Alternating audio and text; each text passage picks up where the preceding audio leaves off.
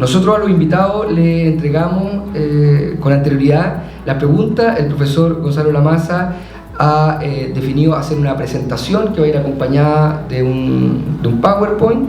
Y en el caso de las dos invitadas, profesoras, vamos a contar con reflexiones a propósito de las preguntas y también a propósito de su respectiva expertise y marco. Ellas mismas probablemente nos van a contar cómo están abordando, ¿no?, este problema que propone estas tres preguntas. Vamos a partir entonces con el profesor Gonzalo de Lammasa, luego vamos a dar algún espacio también de diálogo, de preguntas con el público, para luego hacer un break y continuar con las mesas de trabajo en donde cada uno de ustedes va a estar presente. Profesor.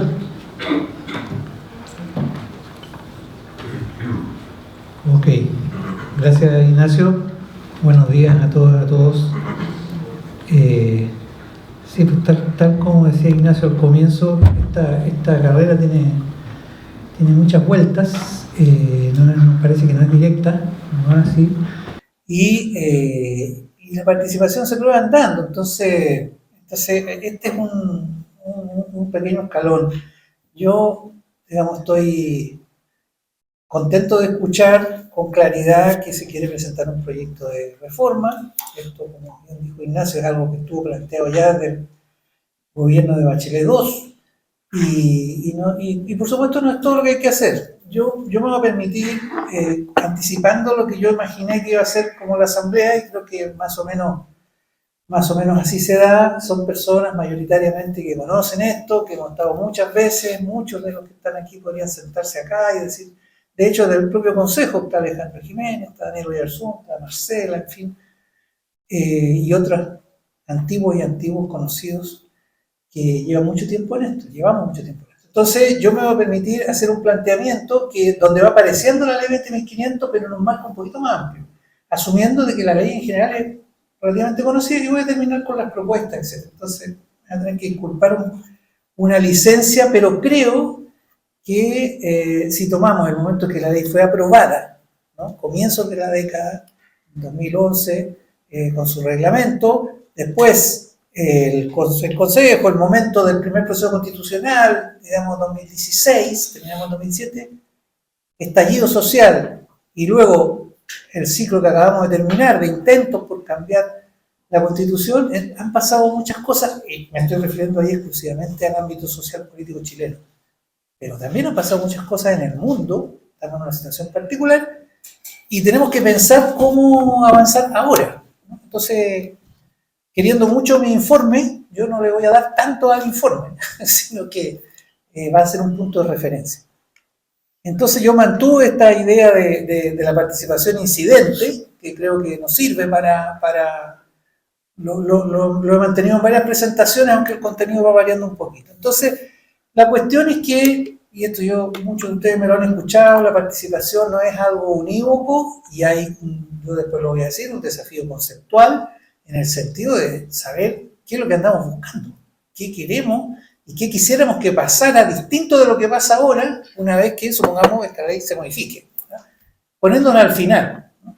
Entonces, pero es un concepto en disputa, o sea, tiene connotaciones políticas, técnicas, hay distintas visiones. Entonces, esa conversación hay que tenerla, pero la conversación política no se ha producido, o si registramos lo que se ha producido, nos ha permitido avanzar hasta donde estamos, no más. Básicamente esto partió como adjetivo de los programas sociales, o sea, los pavimentos participativos, etcétera. O sea, la participación apareció hace mucho tiempo, pero para sintetizar y no redundar en el diagnóstico, se tradujo principalmente en modalidades, yo le puse débilmente instrumentales. O sea, son instrumentales porque sirven fundamentalmente a la política pública, más que a la ciudadanía. Pero en realidad son débilmente instrumentales porque yo creo que no les sirven mucho, no les sirven tanto tampoco, ¿no? O sea, hay un desafío también intrapolítica para que sean verdaderamente instrumentales. Y por otro lado, las modalidades, ya lo sabemos, son todas meramente consultivas. Muy bien, la consulta es re importante, pero hay otras modalidades y hay otra expectativa también de la ciudadanía, etc. No se topó con la participación política, porque la participación política hasta hoy sigue siendo, con excepción de los escasísimos y casi imposibles plebiscitos comunales de origen ciudadano para abordar temas estrictamente de atribución municipal, todo lo demás no contempla mecanismo de participación, y en ese sentido, como dice Evo Montesinos, Chile es una anomalía, en el continente y en el mundo. O sea, en este tiempo que nosotros desarrollamos nuestro proceso, otros países hicieron camino. Colombia dictó una ley, luego la reformó en 2005, y ahí, o sea, quiero decir, Brasil, etcétera, México, Argentina, y en los países de Europa lo mismo, etcétera. No tenemos ahí nosotros nada de democracia directa. Entonces, en el último decenio, la 20.500 es como la noticia que nos convoca aquí. Voy a explicar por qué decimos que es incidente. Un incremento de la movilización durante todo el decenio hasta el 2020 por lo menos, ¿no es cierto? Hubo un aumento, y la movilización por fuera, precisamente porque el canal participativo institucional daba un poco. Pero eso también terminó, digamos, en este ciclo. No estamos en ese ciclo, estamos en otro ciclo, ¿no? Y entonces ahí aparece otro componente que yo le puse ahí: grave crisis de confianza, legitimidad y representación. O sea, un contexto que ya existía, pero que hoy día es mucho más grave. Y por lo tanto, ese es nuestro contexto del último decenio, para sintetizar en esta breve exposición. Y tenemos que tomarlo en cuenta. No podemos simplemente irnos, creo yo, a decir, bueno, movamos este pernito y esta tuerquita para acá y para allá. Entonces, bueno, en síntesis en general, y tenemos un escenario en que la demanda por participación ha crecido por distintos lados. No me voy a detener acá. Pero no hemos podido avanzar como queremos. Y los tres procesos constitucionales, cada uno con sus características, que más o menos avanzaban en esto, estamos en cero en eso. Entonces, fueron ambos rechazados, y el tema de la participación no fue el motivo del rechazo. En el último proyecto, el del Consejo Constitucional, tenía unas cosas muy interesantes en esta materia. Yo hice un análisis sobre todo lo que hizo la comisión experta, pero después no lo modificaron. ¿Y por qué no se modificó? Que no era tema. Los temas fueron otros. Esto pasó, y lo mismo con el primero, en fin. Entonces, estamos en un problema. ¿Cómo hacemos que esto se releve su importancia y al mismo tiempo se creen condiciones para que esto pueda caminar, digamos, de una vez? Entonces, algunas explicaciones de esto es que, bueno, ya lo dije, tiene larga data, estamos de acuerdo en eso. Ignacio dijo también lo mismo, a pesar de que, digamos, es una generación más joven que se incorpora ahora, pero es que esto es así. O sea, no es que estemos empezando a hablar, por eso es la reacción que tú percibes, digamos, desde la gente que dice, no, esto no va a ser nunca distinto, en fin, distintas reacciones. Lo segundo es que no forma parte de la agenda prioritaria, lo que no quiere decir que cuando aparece una reforma significativa, no aparezca. Y si contamos la ley, cómo se aprobó la ley, vamos a encontrar varios momentos en que ni siquiera era que se cuestionara un punto específico, sino que se desconfiaba. Yo recuerdo perfectamente cómo la oposición de la época, en algún momento, por darle un golpe al gobierno que venía de otro lado, una carambola, ¿no? Una carambola. Tengo problemas con la reforma previsional, pero aquí tengo un flanco donde puedo simplemente rechazar todo y no tengo costo, ¿no? O sea, eso indica que no es prioritario. En seguridad ciudadana es difícil darse ese lujo. Hay que echar a discutir, y ahí voy y trato de fines, o en otros temas que se considera prioritario, ¿no? Estabilidad económica. Pero en este tema tenemos que lograr eso. Entonces los esfuerzos no es raro que fracasen, o que los logros sean de bajo impacto. Yo no quiero hacer una cuestión apocalíptica, sino que tenemos algo, pero ese algo, por algo el Consejo se formó tan rápido después de aprobar la ley. Y los avances entonces tienden a depender del contexto externo, de cómo está el conflicto político, de cómo está la movilización social, de si hay que arreglar un problema por otro lado, entonces la participación puede servir, en fin. O sea, hay ahí un nudo que tenemos que... y ahora estamos en el tema, digamos, donde está la desconfianza instalada, ¿eh? O sea, la corrupción, por ejemplo, es una cuestión que afecta hoy día directamente al tema que tenemos que hablar aquí. O sea, el caso Fundaciones, algo que pasó el año que acaba de pasar, digamos, fue algo que estuvo sucediendo durante el año, y eso afecta, pero les aseguro que una de las primeras discusiones en el Parlamento va a ir por ese lado, ¿eh? O sea, bueno, ¿cómo vamos a fortalecer a esta gente que cuando le dan algo se lleva la plata para la casa? No, es que es culpa del gobierno. Bueno, pero entonces, o sea, quiero decir, ¿no? Ahí hay un punto. Y no tenemos un acuerdo político. clarísimo, no tenemos ni tampoco un marco así, ni siquiera conceptual, ¿no? Pero no vamos a entender eso, y tampoco tenemos liderazgo institucional, y a mí me alegra que la CGGO con las Express, que la DOS te comprende un rol, pero institucionalmente siempre es un tema subordinado, y eso lo hemos discutido. La CGGO se tiene que llegar a hacer al gobierno, entonces es muy difícil también hacer esta otra labor, y por eso está bien que lo hagan, y está bien, a nosotros nos apoyaron en el Consejo también, pero hay un problema institucional ahí. Ya, ¿qué es lo que está en juego hoy día? Yo puse provocativamente 2024 el año del despertar, porque todos recordamos esta idea de Chile despertó. A lo mejor yo no estoy de acuerdo con eso, pero creo que no estábamos dormidos. Pero lo que sí que a lo mejor el verdadero despertar es ahora. Es decir, sí, despertamos, hicimos todo lo que pudimos, se la jugaron los movimientos sociales, se la jugó la derecha, se la jugó todo el mundo, y aquí estamos, ¿no? O sea, se la jugó el gobierno de Bachelet. Bueno, entonces hoy día tenemos que como que poner la pelota al piso y a lo mejor enfrentar lo que realmente somos capaces de hacer, porque de aquí yo me quedo con eso. O sea, yo entiendo que ustedes están trabajando para presentar un proyecto de ley, no para que conversemos. Yo hago clases sobre estos temas, participamos en foros y todo eso, está súper bien, tú también seguramente, y los que están acá también, las que están acá. Pero lo que nos interesa ahora es cómo avanzamos. Entonces, la pregunta para mí es cómo contribuir con una reforma a los problemas que hoy día tenemos, ¿ya? Y yo puse ahí, y esta es una banalización, si ustedes quieren, de las condiciones sociales que hoy día tenemos. Pues yo le puse, mi diagnóstico son las 4D, ¿no? Desigualdad, descontento, desconfianza y desarticulación. Y ahí yo no me voy a meter en eso, pero estamos en una condición muy diferente de la que estábamos cuando la movilización estaba en ascenso, etcétera, etcétera. Y esas son tendencias gruesas. Desigualdad, una tendencia estructural, no es algo que se va a resolver con la ley 20.500 tampoco, pero es una condición, ahí está, ahí nos está pesando, digamos, y así. Entonces, para mí, de lo que se trata es de ampliar las capacidades de la acción de la sociedad para incidir, es decir, para llevar velas en el entierro, para que lo que haga sirva para algo. No me estoy metiendo siquiera si tiene que ser vinculante, sino que simplemente decir, lo que hagamos como sociedad importa. ¿Y para qué importa? Y yo creo que es para dos cosas: para el fortalecimiento del lazo social en una sociedad que tiene esos síntomas, y afortunadamente tenemos a Katia aquí que ha estudiado eso y tiene planteamientos muy sólidos, y a la posibilidad de, al mismo tiempo, defender y profundizar la democracia como forma de convivencia y toma de decisiones. Esto de defender, se lo agregué ahora, ¿ah? Antes me interesaba profundizar nomás, ¿ah? Hoy día no me interesa solo profundizar, me interesa defender, porque yo veo, y todos vemos lo que está pasando en el mundo. O sea, no es que, no estoy hablando de Chile nomás. Entonces hay que tenerlo en la cabeza, decir, bueno, aquí se trata también de defender cosas. Y entonces, el menú para esto que estamos hablando, para mí, es reformas constitucionales, ya que no nueva constitución, que probablemente no es, pero sí reforma, yo creo que hay condiciones. Reforma a la 20.500, lo concreto que vamos a hablar aquí, y medidas administrativas que no necesitan ley y que están también propuestas desde el 2017. Con respecto a la ley, lo que voy a decir, estoy en 12 minutos, así que me queda poquito.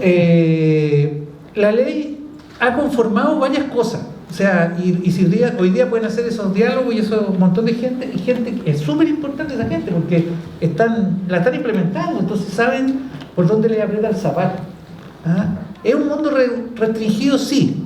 ¿Ah? Específico, sí, porque la ley no es conocida, porque no, ya, pero es importante, súper importante. Entonces hay un conjunto de organismos y mecanismos también en marcha que hay que evaluar estas cosas, porque no se evalúa si hay cuántos son constituidos, pero no más. Entonces hay un cuerpo funcionario, hay un registro nacional de organizaciones, un instrumento claramente subexplotado. La asociatividad ese es el eslabón débil, más débil, digámoslo así, porque ahí uno puede ver logros, pero ¿qué ha logrado? O sea, si sumamos todo el fondo a lo largo de todo este tiempo. Yo también estuve a cargo del fondo, o sea, no lo menos valoro, pero me parece que el desafío no es aumentarle unas lucas al fondo de fortalecimiento, inscribirlo del fondo dentro de un conjunto de recursos. Y cuando uno ve la danza de los millones, digamos, de los gobiernos regionales o de la seremía, digamos, en relación a organismos de la sociedad civil, y compara, dice, bueno, con uno de esos financiamos el fondo. O sea, así es. Entonces el tema no es el fondo, sino que es más estructural. Y me parece, y eso lo aplico tanto a la asociatividad más en general como al voluntariado. La ley incluye el voluntariado, bueno, Marcela hablará de eso, pero no dice nada, no le aporta nada al voluntariado. Esa es mi opinión. No tiene dientes porque carece de financiamiento específico. Nosotros queríamos que tuviera una glosa que se determinara normalmente en la ley de presupuesto y no tiene sanción al incumplimiento. Entonces, no tiene dientes. Ahí hay una cuestión que es bien de fondo. Yo creo que las cuentas públicas, algo que ha avanzado, yo le puse parcialmente participativa, porque es confusión de que lo que es una cuenta pública participativa, a diferencia de la cuenta donde la autoridad tiene que florearse al máximo, como es lógico. ¿Ah? Se tiene que contar todo lo bueno que ha hecho y lo que va a hacer. Bueno, eso es distinto. Y el sistema de seguimiento es muy débil. Yo no veo, por lo menos, quizás hay cosas que no conozco, pero no. Y no se ha innovado la institucionalidad a cargo. Que ya lo dije, ahí hay un problema bien de fondo. Algunos desafíos para la reforma que ni los veo, pero bueno, eso conceptual en primer lugar. O sea, tenemos que ponernos de acuerdo para dónde queremos ir y dónde podemos avanzar ahora. Y conversando con Alejandro Jiménez al llegar, me decía, claro, y además hay distintos cuerpos legales, porque la ley 20.500 es miscelánea, reforma muchos cuerpos legales, otros, no solo tienen un contenido propio, casi lo más importante son eso, la ley municipal, el Código Civil, etcétera, etcétera. Bueno, entonces no puede haber tanta inconsistencia en los cuerpos legales, porque a lo mejor es más importante incluso lo que diga la ley municipal al respecto, que lo que vaya, no va a ser la ley 20.500 la que va a inventar todo, porque tiene que, ahora existen los gobiernos regionales, que había quedado excluido, ahora se incorporó, en fin. Entonces hay una cuestión de carácter conceptual, yo creo que eso es... luego, nosotros ahí sí en el informe proponemos que se fijen, la ley se enmarque dentro de los estándares internacionales de los derechos humanos, entendiendo la participación como un derecho que debe ser garantizado. Ese es como el planteamiento. Y como no vamos a inventar esos estándares, nosotros ahí proponemos seis estándares, de eso se empezó a trabajar también. Como si vamos a construir después indicadores para seguimiento, los estándares probablemente, y sus indicadores internos, y eso operacionalizarlo, es un marco que nos colocaría en un horizonte internacional, además con respecto a eso.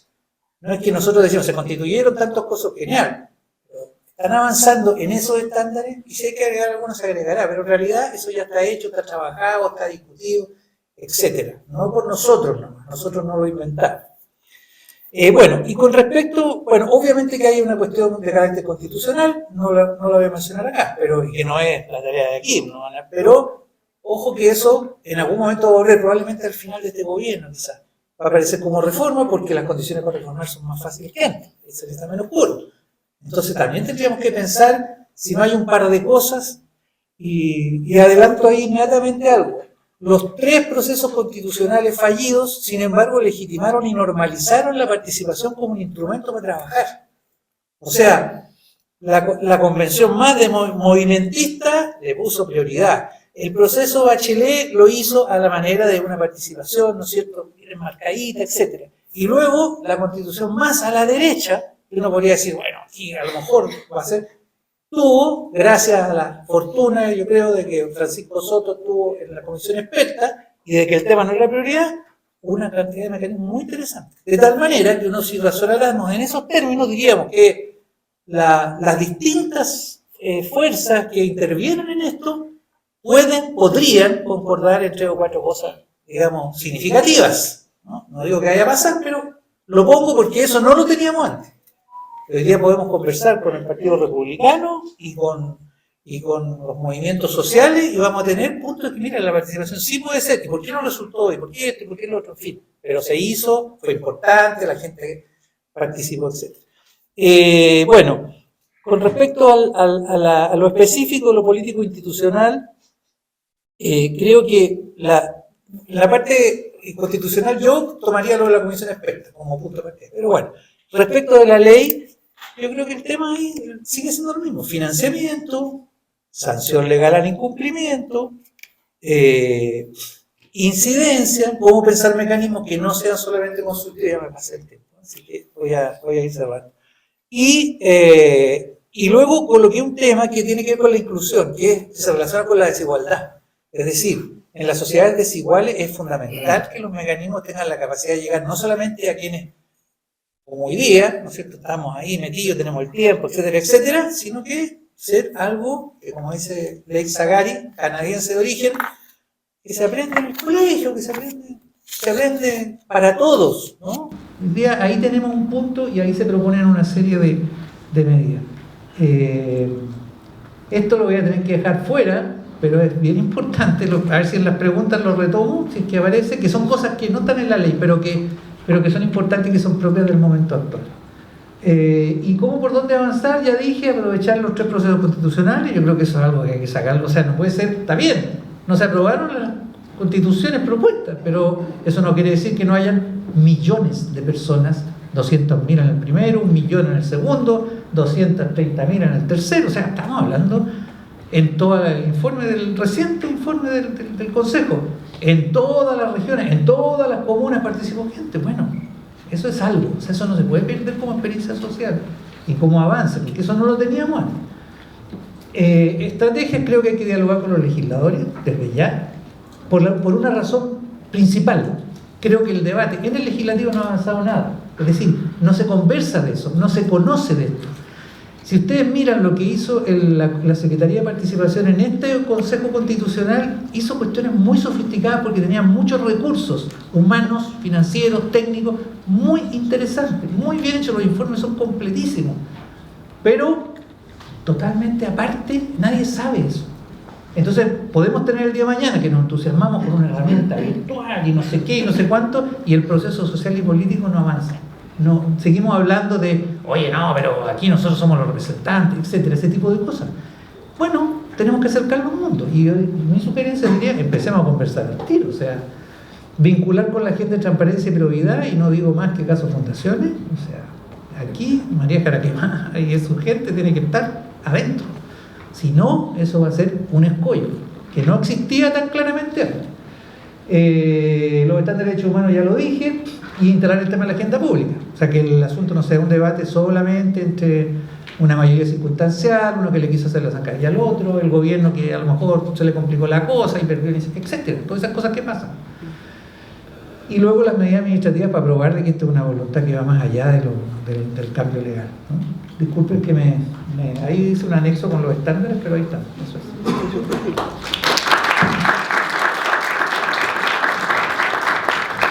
Muchísimas gracias, Gonzalo.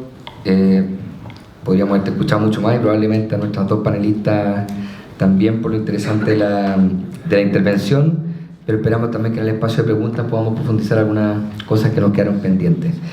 Le damos la palabra entonces a la profesora Katia Araujo para que nos cuente sus reflexiones en torno a las 3 preguntas marco y a lo que nos convoca. Gracias. Gracias por la paciencia. Muy buenos días y muchas gracias por la invitación. Es un honor estar en este panel y ya lo dije al llegar, me siento bastante inhibida de estar acá porque no soy alguien que ha trabajado sobre participación como lo ha demostrado el profesor Duramaza magistralmente ahora. Él tiene mucho tiempo trabajando sobre este tema. Yo me he acercado al tema mucho más desde mis investigaciones sobre la sociedad chilena y sobre el lazo social y el último tiempo sobre el lazo político en la sociedad chilena. Pero me he acercado al tema, y eso voy a tratar de argumentar ahora, porque creo que es un elemento central no solamente para el fortalecimiento de la democracia, como lo ha mencionado Gonzalo hace un momento, sino también que es un camino para el fortalecimiento y la densificación del lazo social, ¿no? Entonces me interesa básicamente a partir de los resultados de investigación que tengo. Es este interés el que también, y eso es un mensaje que tengo que dar, yo vengo acá como académica, mucho más como personalmente, pero esa es una de las razones por las cuales soy parte, como también aquí tengo a José como compañero del Consejo de Modernización Permanente para Modernización del Estado, y una de las cosas que yo sugería al Consejo es que, aunque no estaba previsto, tocáramos el tema de la participación El Consejo ahora ya, bueno, y ahí hemos estado trabajando en una pequeña comisión, el Consejo tiene una minuta y va a hacer llegar una minuta directamente, pero yo solamente vengo como transmisora de que la minuta llegará. Bueno, estoy a cargo de la comisión, así que es un truco, pero de lo que voy a hablar hoy día no es solamente de lo que viene en esa minuta, sino de una manera un poco más general a partir de mis propios trabajos. Yo creo que a mí lo que me gustaría básicamente, como dije, es tratar de pensar cuál es esa sociedad y cuál es esa relación con el Estado que estamos enfrentando hoy, algo que había mencionado Gonzalo antes, y sobre todo porque yo creo que siempre hay que recordar que la ley nunca es solamente un conjunto articulado de normas, sino que una ley siempre implica un diagnóstico de la sociedad, o sea, subyace a una ley un diagnóstico para que además sea eficiente, eficaz y para que funcione. Tiene que tener un diagnóstico adecuado de la sociedad, una buena idea de cuáles son esos individuos, las personas que componen esa sociedad,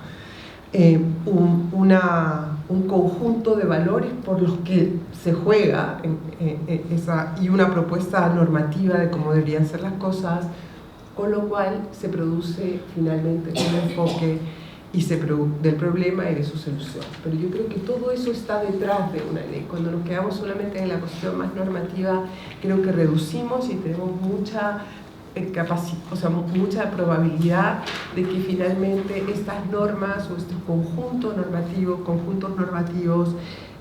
no logren una implementación eficaz ni los efectos que estamos esperando. Y entonces por eso que mi aporte tendría más que ver con esta cuestión de la sociedad, sus individuos y en particular enfocando en la relación con el Estado.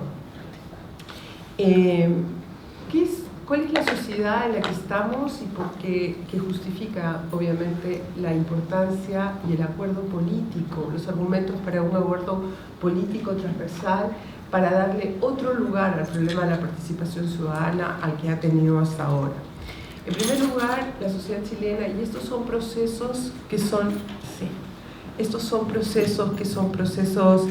que no empezaron en el 2019, que no empezaron en el 2011, que son procesos de largo plazo, que han ido teniendo como lugares de asentamiento o de lugares expresivos o momentos expresivos, pero creo que es un proceso mayor. El 2019 es como, ¿no?, un momento de un proceso que está en desarrollo.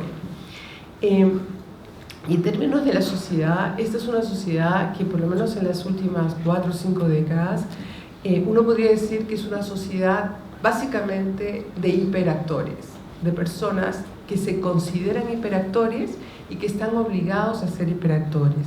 Y eso por hiperactores quiere decir, en primer lugar y desde un lado, son hiperactores porque en términos de la manera en que se ha organizado, se ha definido la sociedad, las exigencias que tiene con sus individuos para poder resolver las cuestiones ordinarias, eso que los sociólogos llamamos cuestiones estructurales, básicamente lo que ha, y ahora para ponerlo así como más cerca de nuestra experiencia corriente, lo que ha habido es una necesidad, un empuje a que todos tratemos de resolver lo que es nuestras vidas ordinarias rascándonos con nuestras propias uñas, ¿no? O sea, esta experiencia es una experiencia de larga data y ha hecho que las personas sientan que para estar en el mundo social tienen que ser estos superactores que tienen que actuar por sí mismos.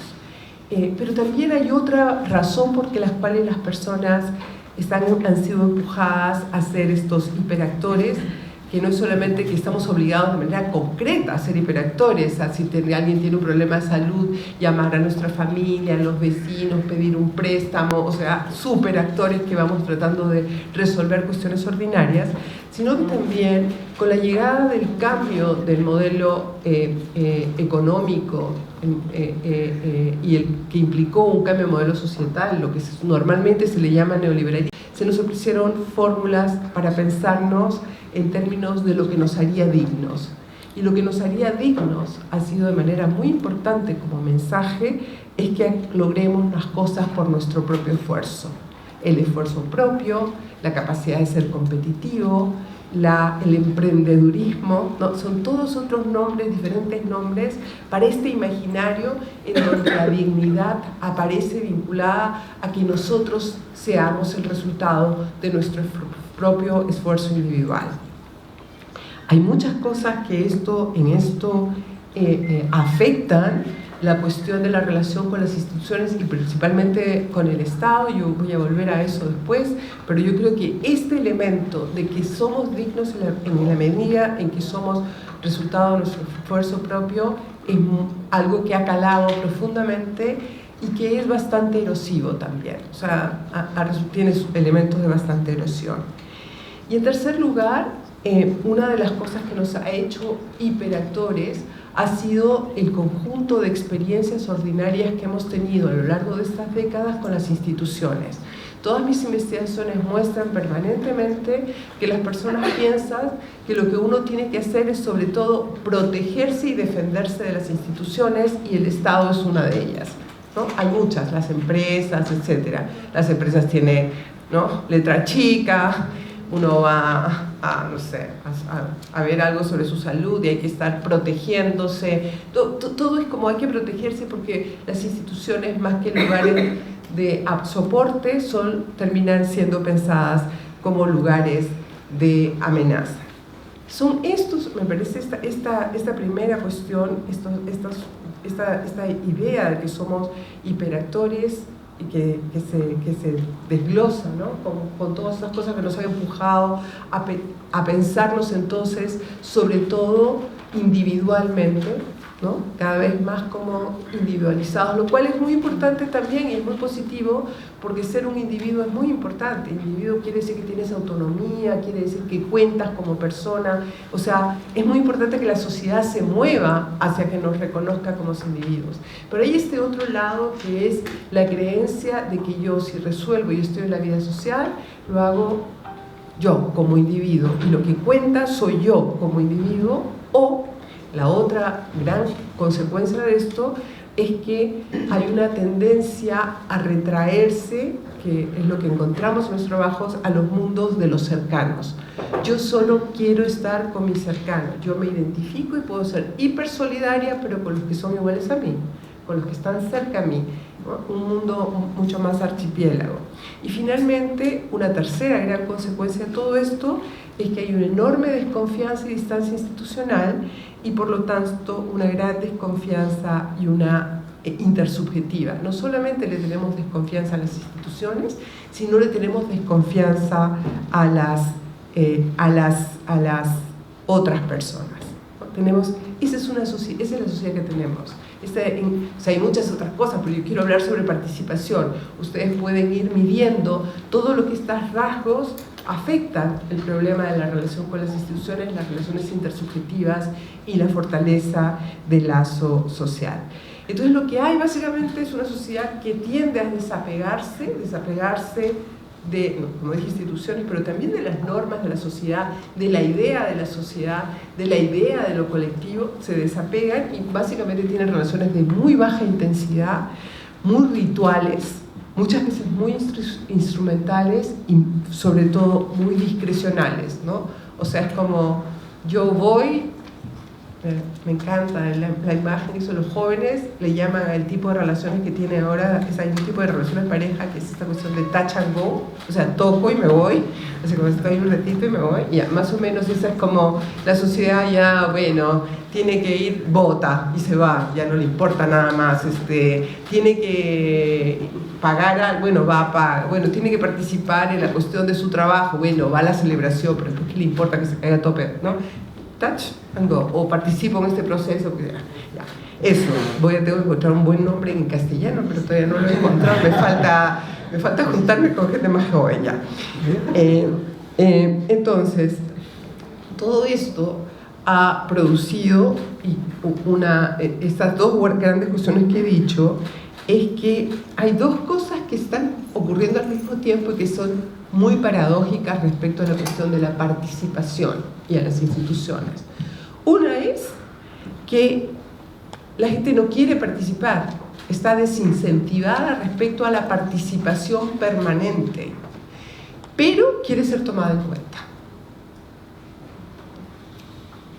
Y esas dos cosas hay que poder separarlas y hay que poder distinguir entre lo que es que las personas quieren que las tomen en cuenta y que tener incidencia, y que efectivamente quieran participar de manera permanente, constante, porque son dos cosas completamente distintas que están ocurriendo, y tenemos que pensar en eso. Cuando uno piensa en incentivar la participación, uno tiene que tener en cuenta que hay esta diferencia, que es una diferencia muy grande.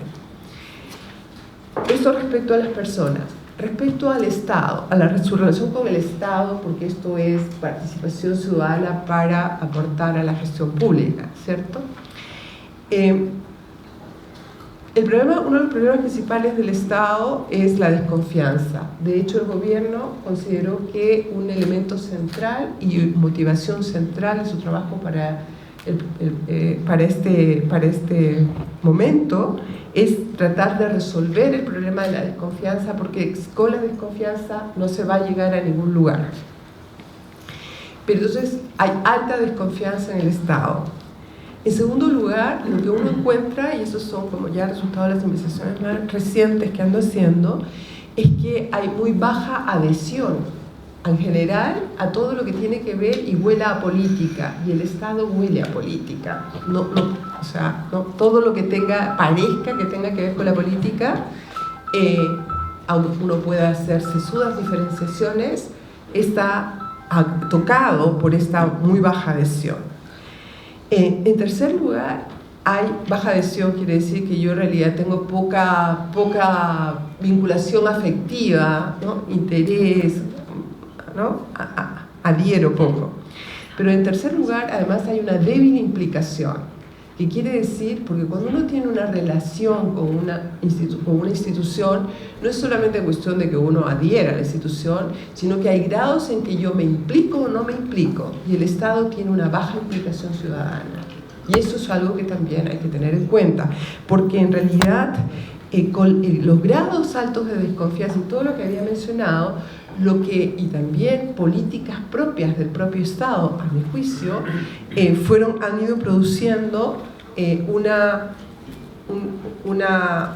como una distancia que afecta la idea de que hay una responsabilidad con el Estado. O sea, es como que esa otra dimensión, que es la responsabilidad ciudadana con el Estado, está ausente. O sea, la responsabilidad con la resolución de los problemas está altamente ausente. Y la cuarta cuestión que yo creo que es muy importante es que el Estado es cada vez más invisible. Hay grados de invisibilización muy altos, y eso hay que combatirlo.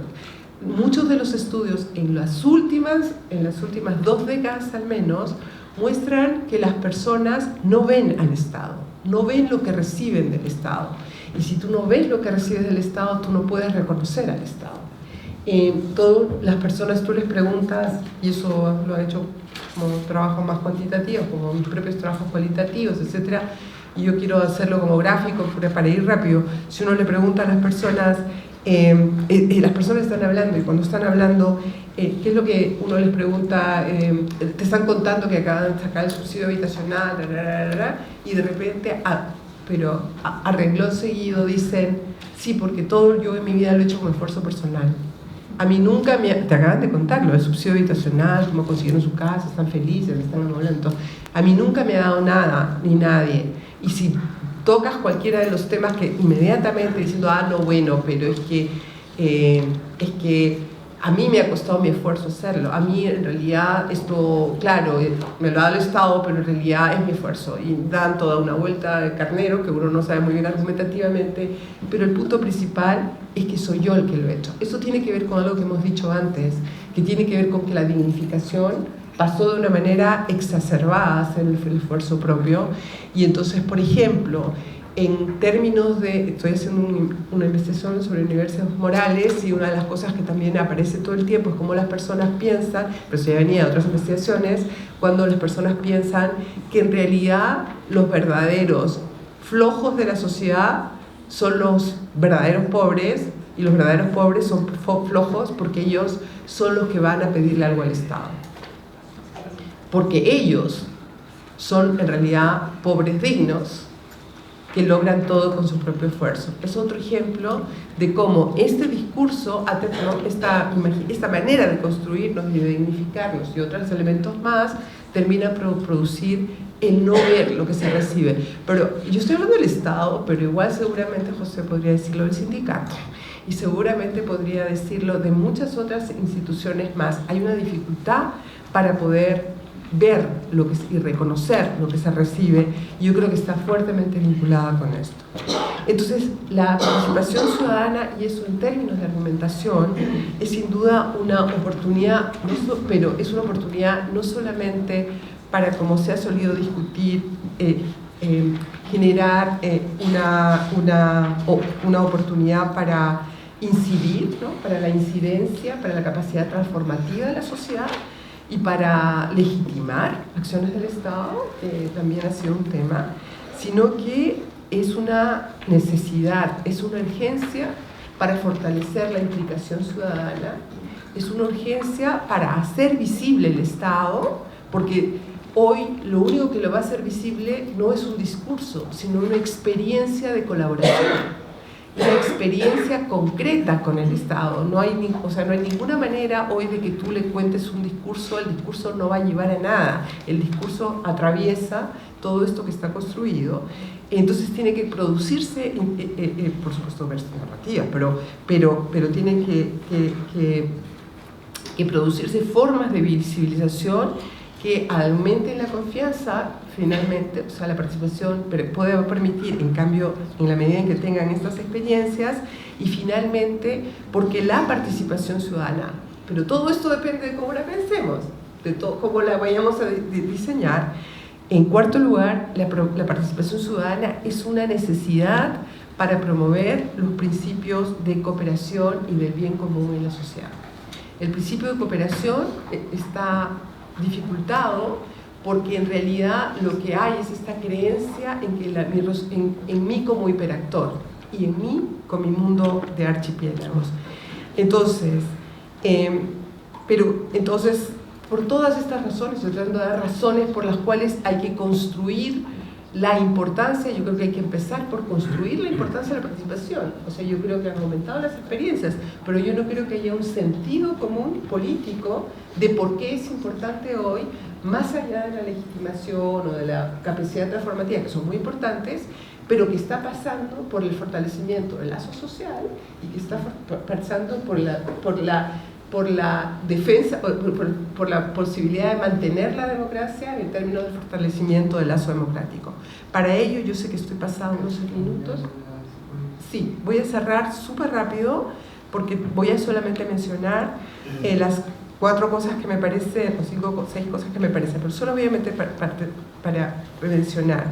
Para que esto ocurra, la participación tiene que ser generativa y no erosiva, y eso significa que no sea ritual. Una de las cosas que ha afectado las formas de participación ha tenido que ver con la segunda cosa, que es el Estado sufre de ello. Publicó un libro sobre eso, de miedo a los subordinados. No solo son las élites, es el Estado sufriendo de miedo a los subordinados. En tercer lugar, estas ideas de participación estas políticas de participación tienen que ser de largo plazo y tiene que haber un acuerdo transversal porque sufren demasiado de las contingencias políticas. En cuarto lugar, tenemos que aumentar el número de ciudadanos que se sientan convocados, por lo cual las políticas de participación no pueden ser, y en eso ya lo dijo Gonzalo, solamente una reflexión sobre la sociedad civil organizada. La participación debe ir mucho más allá de la división de la sociedad civil organizada hacia la población en general, y tomar en cuenta, yo no voy a seguir más de otras cosas, pero tomar en cuenta básicamente que hay gente, las personas en realidad no quieren participar, sino incidir, que hay un grueso de personas y que hay que encontrar mecanismos para ello. Muchas gracias.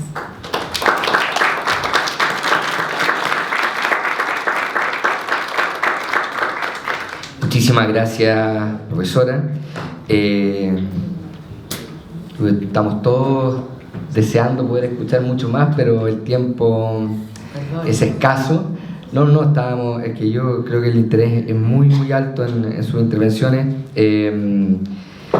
pero el tiempo por lo mismo corre rápido.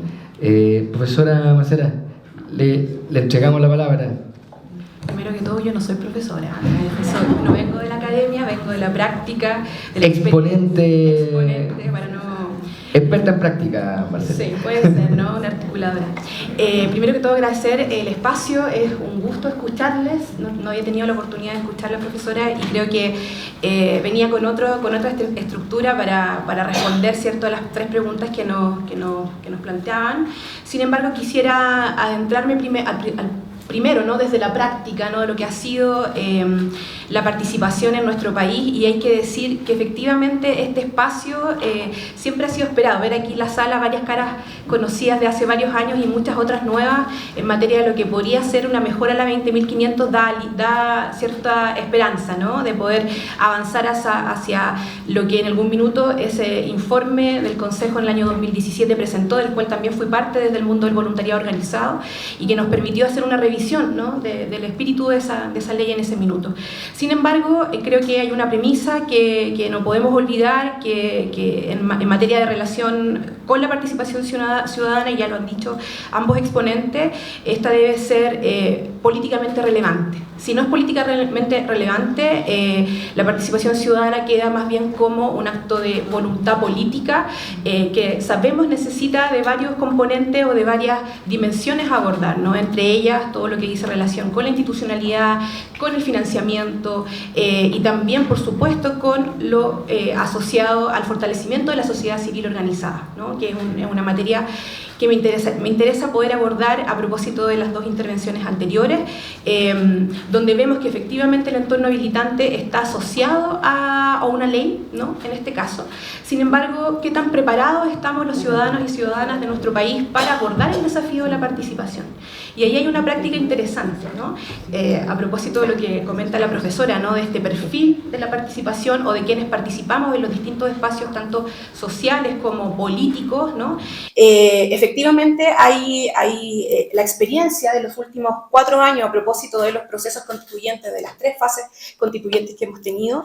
Si uno se va a mirar el resultado, puede ser, no, dependiendo del lugar desde el cual se mire, puede ser no satisfactorio, ¿no? Sin embargo, los procesos que ahí ocurrieron, tanto en el primero de la presidenta Bachelet como en los 2 consecutivos, hay experiencias y pudimos ver de primera fuente, ¿no?, porque trabajamos en un proyecto asociado a participación ciudadana inclusiva en la segunda fase, en los territorios, que hay interés de las personas por participar. Pero ese interés tiene que ver y tiene que pasar por la incidencia, ¿no? Hay agotamiento, hay desafección, hay efectivamente esta desconfianza de la institucionalidad. El ejemplo que usted acaba de dar es muy evidente, ¿no? Las personas no tenemos esa cercanía con las políticas públicas, con los procesos de las políticas públicas, ni cómo llegan a fin y cómo afectan finalmente mi calidad de vida. Y en ese sentido, nosotros en un proyecto que tuvimos, ¿cierto?, en el ahora nos toca participar finalmente a propósito del contexto, algo que mantuvimos y que vimos que además se mantuvo en los procesos posteriores, dice relación con la formación ciudadana. La formación ciudadana es un espacio en el cual, de alguna manera, estamos fortaleciendo las habilidades, ¿cierto?, ciudadanas y también en el ámbito social, político, cultural, por qué no decirlo, y de relacionamiento con nuestro ambiente y cómo nos articulamos para poder incidir en las políticas públicas. Entonces, muchas veces estas mesas de diálogo invitadas, que nos da gusto a quienes creemos que más participación mejora las democracias, nos da gusto escuchar, ¿no?, que hay espacios de consulta donde se invitan a distintos representantes de sociedad civil organizada, pero siempre quedamos al debe, ¿no?, sobre todo en la mirada de lo que fue el ejercicio constituyente pasado, ¿no?, donde nos dimos cuenta que si bien ante la convocatoria era amplia y éramos los mismos sospechosos de siempre quienes nos sentábamos en estas mesas a lo largo de todo Chile, desde distintos lugares, ¿no?, y distintos intereses, lo que sí comprobamos es la diversidad y la pluralidad que hay en la participación el día de hoy, donde de alguna manera esta fragmentación y esta mirada más sectorial de la participación está sobre la mesa, ¿no? Y tenemos además nuevas temáticas que se han tomado la agenda, ¿no? Todo lo que dice relación con medio ambiente y crisis climática, todo lo que dice con los grupos asociados asociados a las temáticas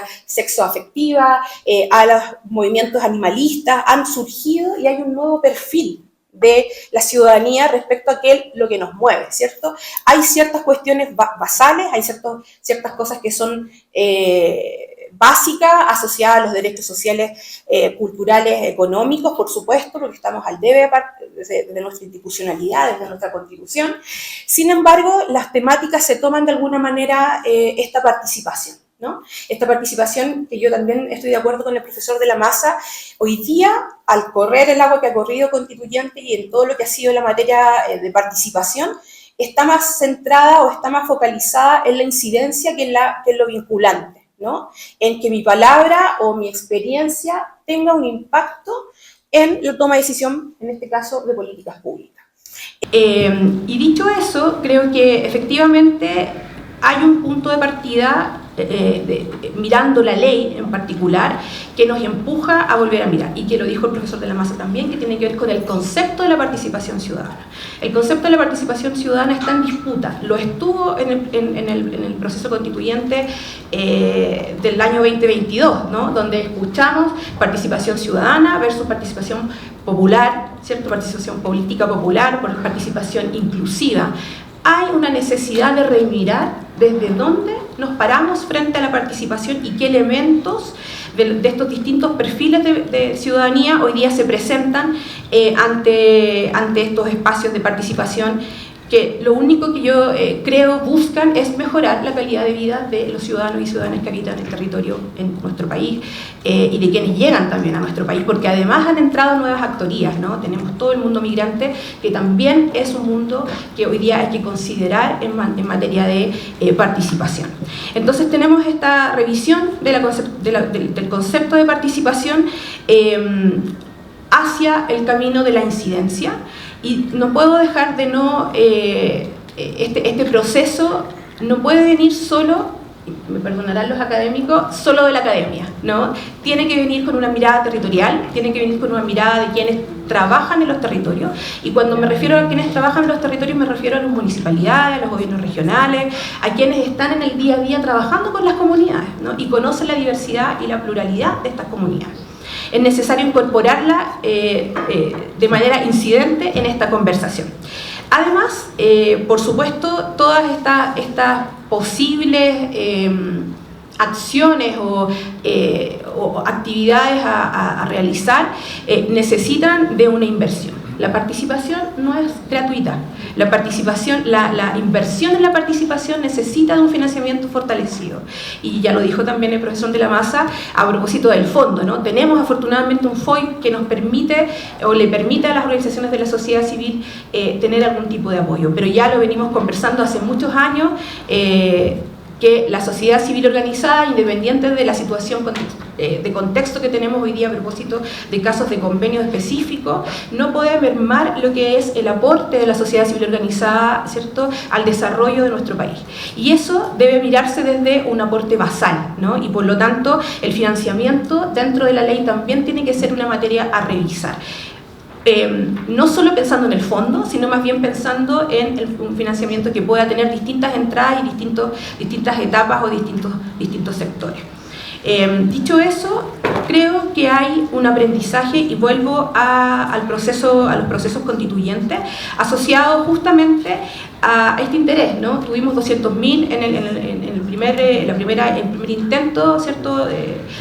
Probablemente muchos de ustedes participaron en los ELA, que fue la metodología que se utilizó en ese minuto, luego en el proceso constituyente del 2022. Es interesante mirar qué hay ahí, en el proceso de la participación. Hay un informe, ¿cierto?, que está firmado por el profesor de la Masa, que fue quien dirigió esa Secretaría Técnica. Hay informes de otras organizaciones sociales que tuvieron el apoyo y la fortuna de poder tener una implementación nacional, como hablemos de Chile, tenemos que hablar de Chile, como la misma organización que a mí me tocó, la articulación que a mí me tocó coordinar, ¿cierto?, ahora nos toca participar. Todo ese material está dispuesto y es público en términos de mirar los procesos, mirar los perfiles, mirar cuáles son las necesidades de adaptaciones, ¿cierto?, de herramientas y de metodología, específicamente con grupos históricamente excluidos, ¿no? Es bueno, creo, esta instancia es interesante, me parece que hay una apertura, pero creo que es necesario que el Estado, a propósito de este ejercicio, pueda hacer esa mirada y pueda convocar, porque hay un tema, como ya lo decía la profesora, que tiene que ver cómo la ciudadanía en nuestro país se siente interpelada a participar en estos espacios, más allá de ser un líder, una lideresa de una organización social de distinta tipología, ¿no?, ya sea comunitaria, territorial, una fundación, una corporación o una organización que incorpora voluntariado. Ahí hay un desafío de convocatoria, de diversificación, ¿cierto?, de herramientas de convocatoria. Nos quedamos, a propósito también del contexto, ¿no?, sanitario que tuvimos con la pandemia, llegó la tecnología del Zoom, de las herramientas, ¿cierto?, de videollamada, y creo que tenemos que retomar, y ahí también hay yo creo, un desafío para la academia y para quienes están interesados en las nuevas tecnologías, de poner al servicio de la participación estos espacios, pero también no olvidar el territorio, ¿no? El trabajo del cara a cara, del juntarse con las comunidades de distintos tipos, de poder promover, ¿cierto?, el encuentro, que nos hace tanto falta dialogar desde la diferencia, pero llegar y que este diálogo sea conducente, ¿no? Estamos, quizás los que somos más antiguos en el tema de la participación, como bien lo decía el director y luego los profesores, estamos un poco cansados de esta dinámica de la convocatoria a la mesa de diálogo y que luego esto no sea conducente. Sí debo decir que veo, entre paréntesis, ciertos rasgos a propósito del gobierno actual de cumplir con los procesos y los estándares de participación ciudadana y hacer las devoluciones correspondientes. Y eso es un avance, o sea, antes uno iba y no sabía en qué podía terminar lo que dijo. Hoy día sí tenemos y hemos entendido también desde la ciudadanía que tenemos el derecho a saber lo que pasa, ¿no?, en esos espacios y cómo podemos dar seguimiento. Sin embargo, nos falta muchísimo que trabajar en la línea de lo que es la formación ciudadana, y me quiero quedar ahí con este tema porque efectivamente una de las conclusiones que sacábamos en el equipo de Ahora Nos Toca Participar, a propósito del último proceso constituyente, es que la sociedad civil, si bien puede conseguir los recursos, puede tener la amplitud o ser transversal en poder convocar a estos espacios, sin el Estado no se puede lograr. Entonces ahí hay otros espacios o otros organismos que tienen que estar presentes en esta discusión, como por ejemplo el Ministerio de Educación, con todo lo que dice relación con su ley, ¿cierto?, la 20.911, sobre formación ciudadana. Tiene que ser consultada, tiene que verse de una manera multidimensional. Y como me quedan solo 3 minutos, quiero abordar una materia en particular de la mejora de la ley 20.500 que no puedo obviar, que dice relación con el voluntariado, ¿no? La historia de la ley efectivamente dice que esta era una ley de voluntariado. Por ahí veo algunas caras que estuvieron incluso en el diseño de esta primera ley y que luego se transformó en la ley de participación ciudadana, quedando, ¿cierto?, reducido el voluntariado organizado a un estatuto, a un título 2, que no dice mucho, sino más bien resguarda la relación, ¿cierto?, entre personas voluntarias no remuneradas con una institucionalidad, ¿no?, más bien un resguardo contractual.